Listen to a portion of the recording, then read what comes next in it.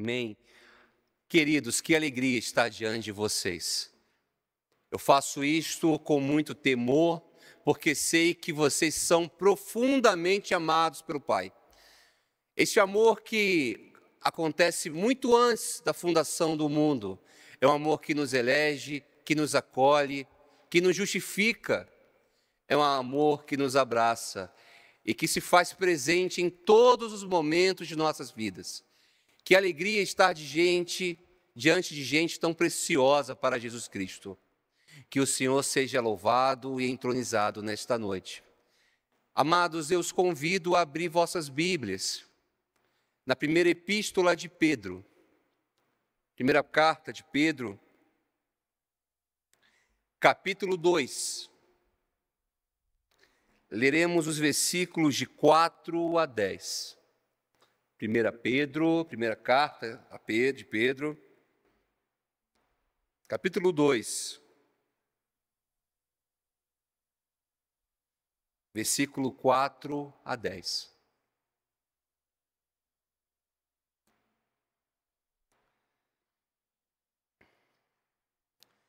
Diz assim a palavra de Deus: chegando-vos para ele a pedra que vive, rejeitada sim pelos homens, mas para com Deus eleita e preciosa.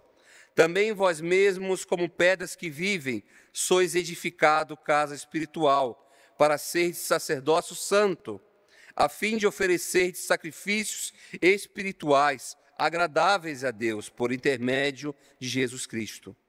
Pois isso está na Escritura: eis que põe em Sião uma pedra angular, eleita e preciosa, e quem nela crê não será, de modo algum, envergonhado.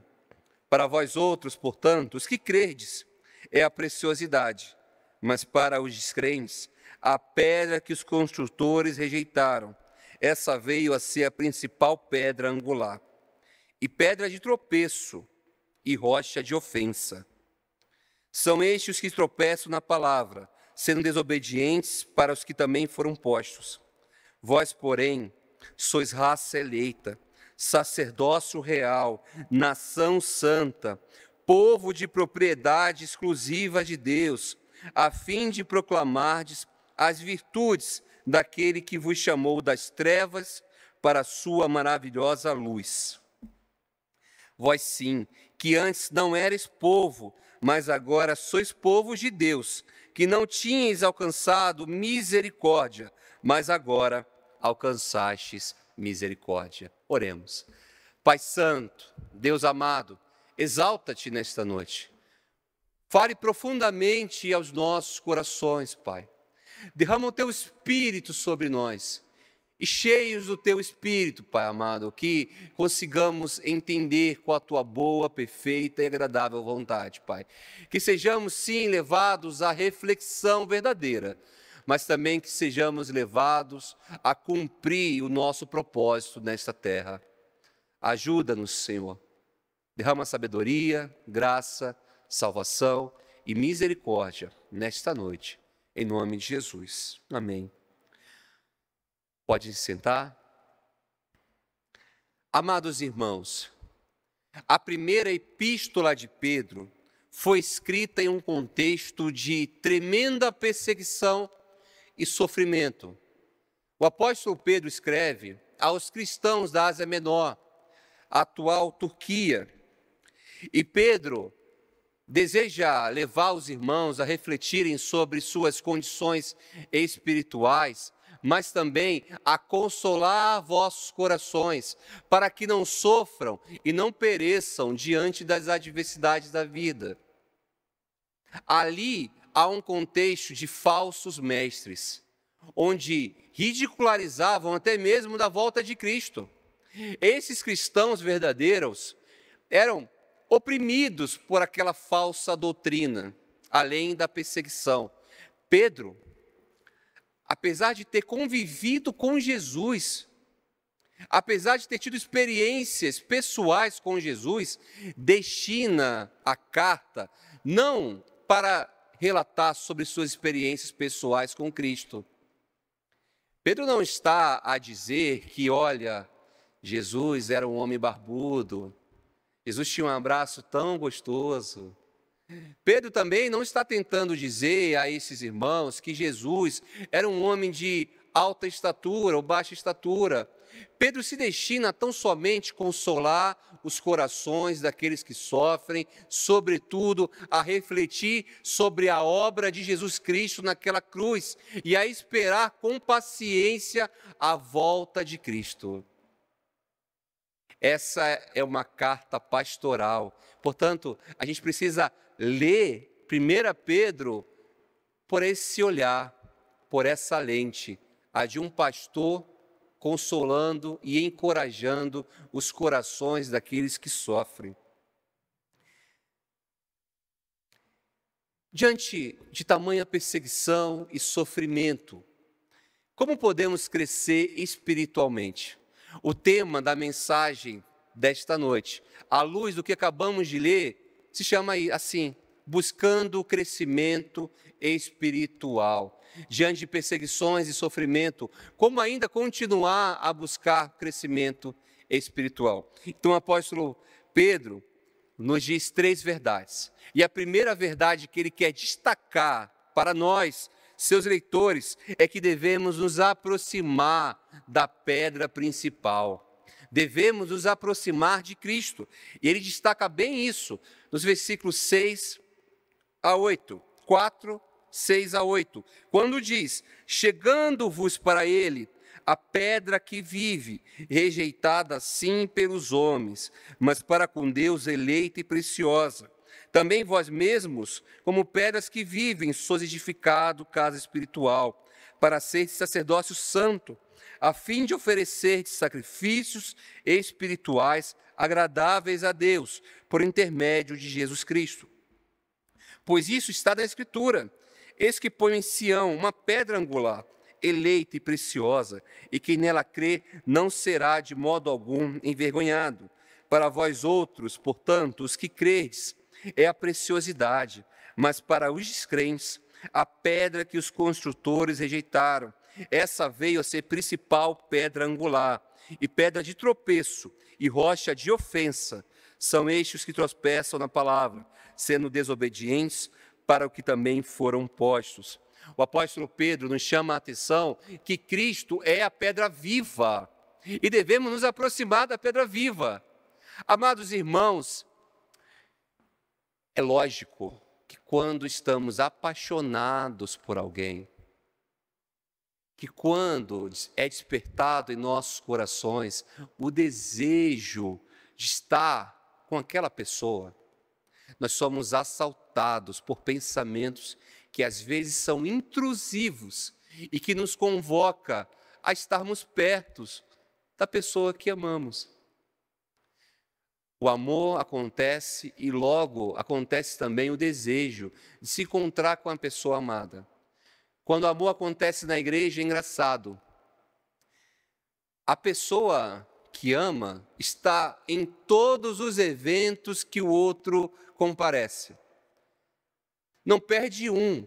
A pessoa se torna a pessoa mais assídua da igreja. E se o objeto do seu amor for assíduo também na igreja, pode contar, essa pessoa estará em todas as reuniões.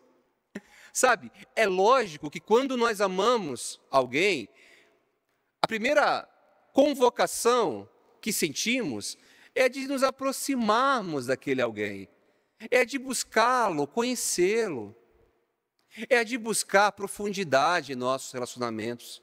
É o que Pedro está nos convocando. Se aproxime de Cristo diante de perseguições e sofrimentos. Para ainda continuar a crescer espiritualmente, devemos nos aproximar de Cristo. Se aproximem de Cristo. Não é tão lógico isso? Mas, diante das adversidades da vida, o que acontece é o contrário. Nós desejamos se afastar de Cristo. Paramos de buscá-lo. Paramos de orar. Paramos de ler a palavra. Paramos de congregar. Ah, amados irmãos, e o diabo é tão paciente. Ele primeiro nos afasta de Deus, mas não nos afasta de um modo abrupto. Sutilmente, ele coloca em nossos corações uma revolta contra algum irmão, contra a igreja, contra o pastor, contra algum diácono. Sutilmente, aquele sentimento começa a crescer em nossos corações. Então, faltamos um domingo. Ficamos em casa, sabendo que Deus é o nosso Pai e que podemos ficar tranquilos, porque não perderemos a nossa salvação. Afinal, somos reformados, não cremos em perda da salvação. Mas então acontece algum outro evento, no segundo domingo. No terceiro domingo também a gente está cansado. No quarto, a gente precisa ir na festa dos nossos familiares. No quinto, a gente viaja. No sexto, a gente percebe que nenhum irmão me procurou. Que igreja é essa? 6 domingos e ninguém me procurou. Aí no sétimo, a gente está revoltado. Lá no 12º domingo faltoso, a gente está indo para algumas festinhas, passeatas. Acontece muita coisa aqui na Paulista. De repente, a gente está 1 ano, 2 anos, 3 anos, afastados do congregar, afastados de Deus, afastados da leitura da palavra. Mas ainda assim, crentes que nosso coração é santo, crentes ainda que o nosso coração é guardado em Deus. E aí, irmãos, essa é uma história real, tá? Acontece uma tentação. Diante da tentação, você sucumbe, porque o seu espírito não está maduro. Você não está tão forte como pensava. Seu espírito sucumbe diante de uma tentação. Você que era uma pessoa fiel, passa a ser infiel. Você que era uma pessoa leal, passa a ser desleal. Você que era uma pessoa paciente, passa a ser agressivo. E você passa a cometer pecados atrozes. Pecados dos quais você nunca antes tinha cometido. É sutil como o diabo vai te afastando de Deus. Diante de perseguições e sofrimentos, o Senhor Jesus Cristo nos convida a se aproximarmos dEle. Ele é a fonte, Ele é a pedra viva, e Ele também é a pedra rejeitada, mas eleita e preciosa. Jesus Cristo foi rejeitado pelos homens. O apóstolo Pedro cita aqui o Salmo 118, versículo 22, para demonstrar que Cristo foi rejeitado, mas Ele é a pedra eleita. Através de Cristo temos um mediador, através de Cristo alcançamos salvação, através de Cristo recebemos a graça, através de Cristo recebemos a santificação. Ele é a pedra eleita e preciosa, não há outro igual a Cristo. E devemos viver uma vida assim, tratando Jesus Cristo como o nosso amor único. Veja, irmãos, percebemos que estávamos amando. Agora somos convocados a nos aproximar, mas agora percebemos que não há outro amor de fato parecido com o amor de Jesus Cristo. Ele é precioso. Não há tesouro no mundo que se compare à beleza da santidade de Jesus Cristo. Não é maravilhoso pensar que esse Jesus Cristo está disponível, está aqui, agora, neste lugar? O amado de nossas almas, precioso Jesus, está aqui. Meus amados irmãos, nós os amamos. Como é bom estar na presença de Jesus. Mas também o apóstolo Pedro nos convida também a refletir que Cristo também é uma pedra de ofensa, é uma rocha de ofensa, uma pedra de tropeço. Ele diz aqui nos versículos que acabamos de ler que para os descrentes ele é uma pedra de tropeço. E aquilo que podemos presumir diante desta afirmação é que todos aqueles que são descrentes em Cristo batem com os pés na pedra. E eu não sei se vocês já passaram por isso. Levar uma topada, famosa topada, é extremamente desagradável. Extremamente desagradável. Às vezes a dor pode perdurar por dias. O apóstolo Pedro também não quer suavizar a história. Ele não quer dizer que quem é pedra, que Jesus é pedra de tropeço para os descrentes, é como se fosse somente uma topadinha. Não. Ele quer dizer que Cristo se torna aquilo que impede o outro de desfrutar da graça, de desfrutar do céu. Todos aqueles que odeiam a Cristo têm Cristo como uma rocha de ofensa, porque as palavras verdadeiras de Deus continuam a ofender os pecadores. Cristo não tem o interesse de sempre amolecer o nosso coração com palavras fúteis ou palavras de verdade, mentirosas. Não, Cristo tem a verdade em seus lábios e por muitas vezes a sua verdade ofende até mesmo os crentes. Amados irmãos, eu sou um homem ofendido semanalmente, no mínimo, por Cristo Jesus. Eu confesso a vocês. É engraçado que quando a gente pega a chave do nosso carro, a gente entra e pega o trânsito de São Paulo. Acontecem situações ali inimagináveis. E a todo momento eu sou pego, sendo ofendido pela palavra de Deus. Principalmente quando o motoboy passa buzinando loucamente ao redor do carro. Uma vez eu fui alvo, há pouco tempo, de um chute de um motoboy no meu retrovisor. Do nada. Estava na minha pista, tranquilo. O que dizer a um irmão desse?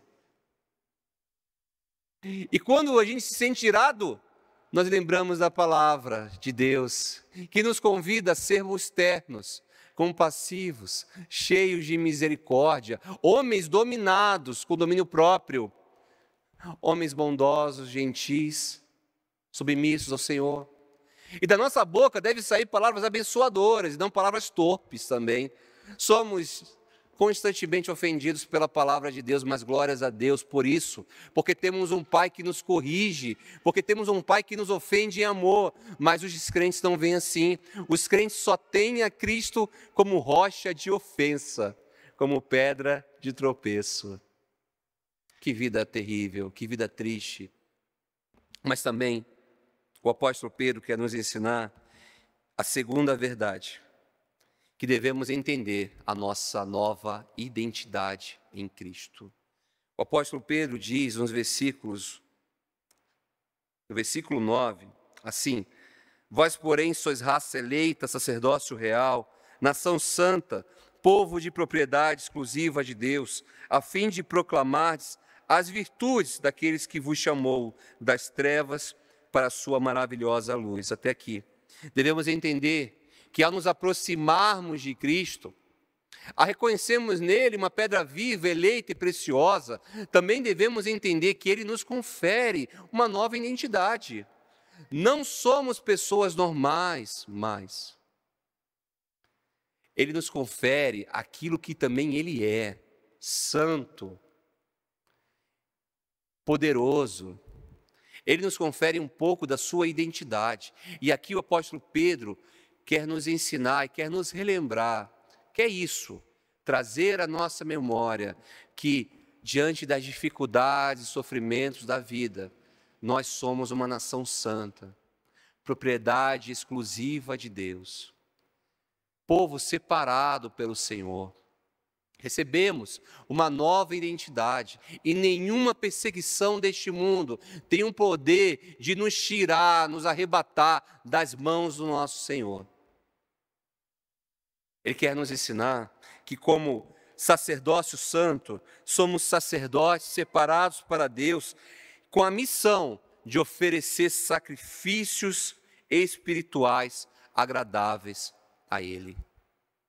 Temos uma missão, como sacerdotes santos, de oferecermos sacrifícios espirituais agradáveis a Deus.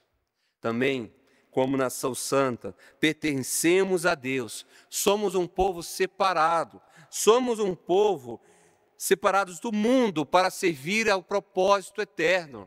Nós não somos iguais a todos. Amados irmãos, que constrangedor é perceber que quase não há diferença entre o povo que se diz evangélico e o povo do mundo, a começar de nossas agendas. A agenda de um evangélico que se afastou de Deus, diante de sofrimentos e perseguições, é uma agenda caracterizada por afastamento de Deus no seu tempo. Ao acordar, não sabe o que é orar. Está mais preocupado com o escovar de dentes, do se arrumar, do que a condição espiritual de suas almas. No almoço, não sabe o que agradecer pelo alimento. Está mais preocupado em almoçar e sobrar um tempinho para descansar do que para agradecer a Deus. Ao final do dia, não está preocupado em louvar ao Senhor por ter preservado a sua vida ao longo daquele dia. Então dorme, descansa ali, porque afastou Deus da sua agenda. Não aproveita em nenhum momento para orar, para ler a palavra, para assistir uma pregação. Está distante de Cristo durante a semana inteira, mas domingo está aqui. E sai com a alma satisfeita, porque fez tudo o que podia ter feito. Um sacerdote do Senhor não é essa pessoa. Um sacerdote é uma pessoa que é lembrada da sua identidade. Ele vive sabendo que é um sacerdote diante de Deus. Ele vive sabendo que deve levar suas ofertas agradáveis, sacrifícios de louvor agradáveis a Deus em todo o tempo. Também, como povo de propriedade exclusiva de Deus, é um sacerdote que entende que precisa ser igual ao seu mestre, igual a Jesus. Como povo crente santo, nós devemos ser pessoas diferentes, e isso implica em abençoar o motoboy, ao invés de amaldiçoá-lo. Isso implica em ser uma pessoa gentil lá no seu trabalho e não competitiva. Queridos irmãos, eu vim do Rio, vocês percebem pelo sotaque, mas eu nunca vi um ambiente tão competitivo do que o ambiente de São Paulo. E não é só no trabalho, não. É no seminário, é na igreja, altamente competitivos. Chega um irmão novo, já há uma comparação, há uma competitividade enorme no nosso meio. Mas não foi isso que Cristo nos ensinou. Como uma nação de propriedade exclusiva de Deus, somos chamados a refletir o caráter de Deus, que não é um caráter de competitivo. Jesus não está competindo com ninguém, mas é um caráter, apesar de rico, grande e rei dos reis, é um caráter que demonstra generosidade, misericórdia, acolhimento, compaixão. Deus nos chama a amar a todos, inclusive os políticos que adentram em nossas igrejas. Deus nos chama a amar a todos, inclusive o político de outro partido. Como pregaremos aos pecadores se lhe cortamos as orelhas?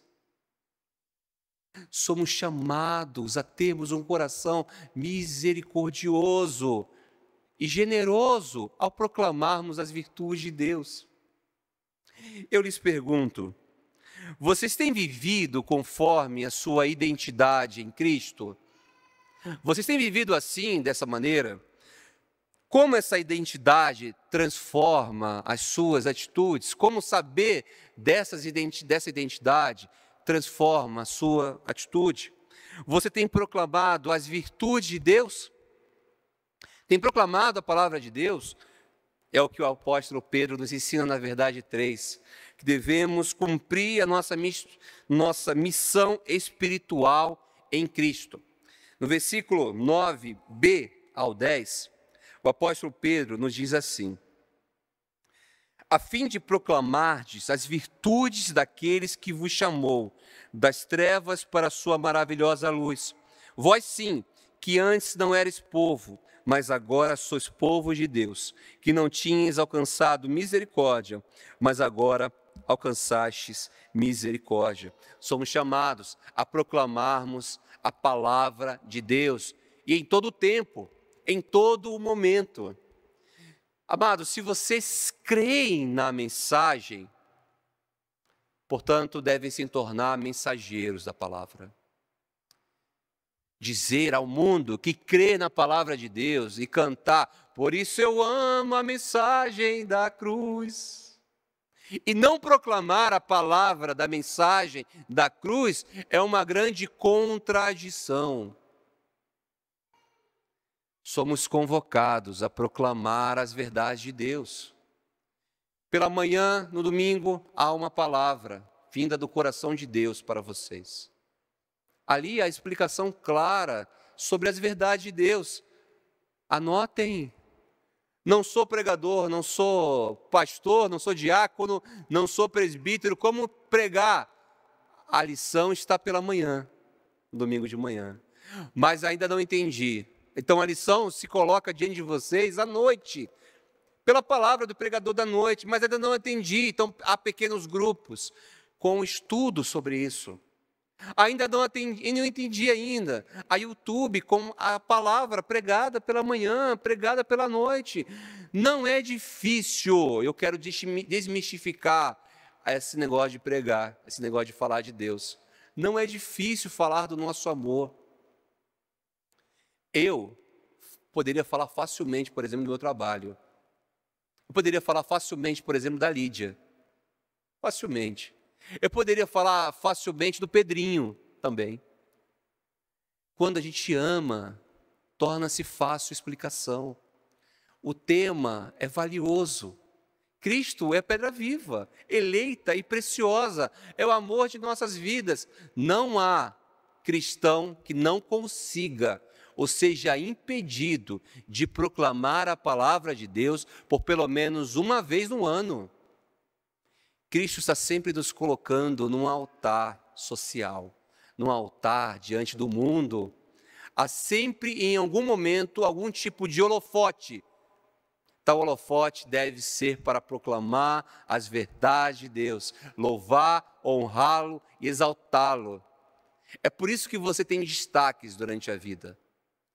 Tal destaque foi feito para proclamar as verdades de Deus. Eu não sei vocês, mas eu já participei de velórios que falaram muito mais ao meu coração do que, às vezes, sentado no banco de uma igreja. Porque tem crente que mesmo morto, ele prega no seu velório. O testemunho daqueles que viveram com aquele crente é tão vívido e tão poderoso que as pessoas começam a falar, esse era crente, esse era. Então, quem é descrente que está diante daquele fato tão terrível, acaba reconhecendo que Jesus Cristo é o Senhor. Porque na vida de um crente verdadeiro, até a sua morte prega. No último velório que eu estive aqui, foi perceptível isso acontecer. Muitos irmãos falavam dos feitos, os louvores eram entoados, e a gente reconhecia ali que a vida não era apenas curta, mas Deus é um Deus grande. Deus grande. Até a morte de um crente prega. A vida de um crentezinho, ao nascer, prega também aos nossos corações. Os verdadeiros cristãos estão sempre a pregar e proclamar a palavra de Deus. Mas também o apóstolo Pedro nos diz que outrora não éramos povo, mas agora somos povo de Deus. E Pedro está fazendo uma alusão a Oséias e Gomer, porque em Oséias está escrito que o filho de Gomer era chamado não meu povo. Mas não é assim com vocês, amados irmãos que estão aqui nesta noite e nos assistindo na transmissão. Vocês não são chamados de meu povo, mas Cristo fez uma aliança eterna e nos adotou. E agora somos chamados de filhos de Deus. Proclamamos a palavra de Deus porque somos filhos de Deus. Que tamanha autoridade é um filho falar do seu pai? Que intimidade bonita é essa que nós temos diante de Deus. Eu posso chamar Deus de Pai. O apóstolo Pedro também vem a consolar mais uma vez os nossos corações, quando ele diz que nós éramos um povo que não tínhamos misericórdia, mas que recebemos a misericórdia. E, portanto, aqueles que recebem misericórdia devem também ser misericordiosos. Vejam a conexão que ele faz nessa verdade 3, entre proclamar a Deus, ser povo de Deus e sermos misericordiosos. É porque não há proclamação autêntica da palavra de Deus sem misericórdia. Infelizmente, temos visto pregadores que pregam sem misericórdia, missionários que fazem missões sem misericórdia, pessoas que servem na igreja sem misericórdia. O apóstolo Pedro nos lembra que fomos alvos da misericórdia de Deus e que tem a ver sim com a nossa missão espiritual, sermos misericordiosos também. Não só bom de oratória não, Mateus, mas bom de coração, cara.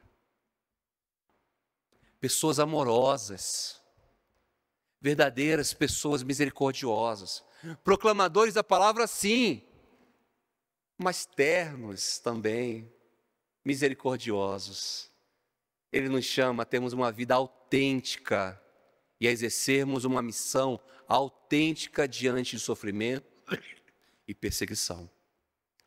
Agora veja o impacto destas palavras naquela pequena comunidade da Turquia. Enfrentavam sofrimentos e perseguições e são chamados a, diante de sofrimento e perseguições, primeiro, a se chegar perto de Cristo, a se aproximar de Cristo. Segundo, são lembrados que, apesar de sofrimentos e perseguições, possuem uma nova identidade espiritual. Terceiro, são lembrados que possuem uma missão, mesmo diante de sofrimentos e perseguições. Não é diferente em vossas vidas. Eu quero aplicar assim. Primeiro, proclame os feitos de Deus em sua vida. Todo mundo tem um milagre a contar. Comece por um milagre e termine exaltando a Jesus. Segundo, viva como parte do povo de Deus. Vocês não são pessoas comuns. Eu disse, vocês são pessoas preciosas, eleitas, escolhidas por Deus. Vivam de uma maneira digna a mensagem da cruz. Terceiro, responda à misericórdia de Deus com gratidão e serviço. Com gratidão e serviço. Vocês são gratos pelo quê hoje? De quais livramentos o Senhor os livrou? Da onde Deus os tirou? Qual era o nome daquele poço de lamaçal de pecado que você estava? Seja grato a Deus e seja uma pessoa misericordiosa. Tem tudo a ver gratidão com misericórdia, porque quem realmente é grato a Deus pela oportunidade que recebeu, também é uma pessoa misericordiosa com o próximo, porque o próximo peca. Amados, eu quero ser um pai misericordioso. Sabe por quê? Eu sei que eu tenho muitos pecados, Mateus. E eu quero que um dia, quando Pedro descobrir que eu não sou o pai perfeito, que eu não sou o super-herói dele, Pedro tenha misericórdia sobre minha vida e que me perdoe, como ele foi perdoado por mim também. Mas também que ele me perdoe, porque entendeu que foi profundamente perdoado pelo nosso Senhor Jesus Cristo. Quem entende a gratidão, quem entende a graça de Deus, se torna uma pessoa misericordiosa. Cristo é a pedra fundamental do nosso crescimento espiritual. Aproximando-nos dele, entendendo a nossa identidade e cumprindo a nossa missão espiritual, cresceremos e frutificaremos nesta vida. Como você pode se aproximar mais de Cristo nesta semana? Eu os deixo com esta pergunta. Como vocês podem se aproximar mais de Cristo nesta semana? Eu quero dizer que quando os nossos corações estão ansiosos pela presença de Deus. Por muitas vezes perdemos as palavras, o que dá lugar ao choro, mas até mesmo as nossas lágrimas oram a Deus, falam com Deus. O Espírito Santo conhece o seu coração, Ele conhece a sua vida, Ele sabe quem você é. Cristo o convoca a se aproximar-se dEle, mas percebam, Ele se aproximou de nós muito antes mesmo. Foi Deus que veio à terra para nos salvar, para resgatar o perdido e nos salvou da ira de Deus. Cristo se aproximou de nós, nos deu uma nova identidade e nos convocou a uma missão excelentíssima, de tão grande honra que até os anjos anelaram por tê-la. Seja grato a Deus e viva uma vida de santidade diante dEle. Feche seus olhos, vamos orar. Pai Santo, Deus de oportunidades, a Tua palavra que o descreve como rico em perdoar. O Senhor é poderoso e fiel, mas também misericordioso, mas também paciente, porque nós somos pecadores, Pai. E por muitas vezes, diante de sofrimentos e perseguições, somos levados a blasfemar, a nos afastar, a esquecermos e a nos distrairmos com a vida. Perdoa-nos, Senhor Deus, porque somos preocupados demais com problemas facilmente resolvidos por Ti, Pai. Perdoa-nos, Senhor, porque acreditamos que coisas que são impossíveis e que podem se tornar possíveis diante da força do Teu Espírito Santo, pode nos arrebatar das Suas mãos, Pai.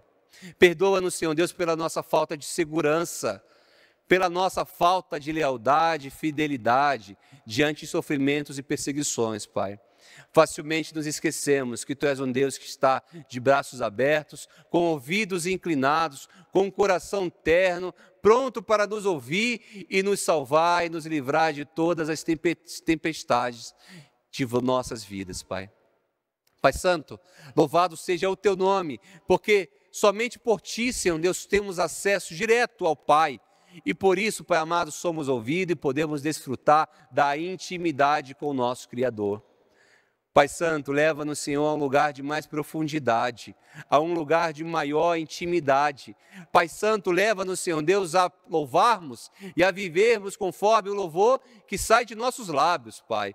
Tem misericórdia de nós, do Teu povo, chamado Teu povo, Pai, porque queremos crescer espiritualmente, Pai.